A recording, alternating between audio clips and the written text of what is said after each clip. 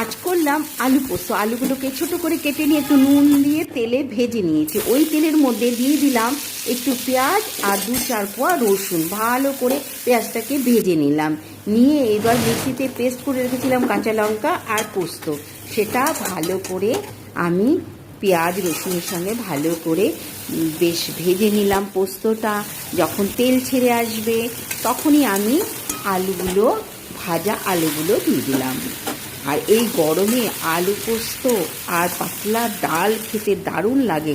তোমাদের দাদাভাই তো এই আলু পোস্ত খেতে ভীষণ ভালোবাসে, কয়েকদিন ধরেই বলছে এই যা গরম পড়েছে একটু আলু পোস্ত করো আর পাতলা ডাল করো, বেশ ভালো লাগবে খেতে।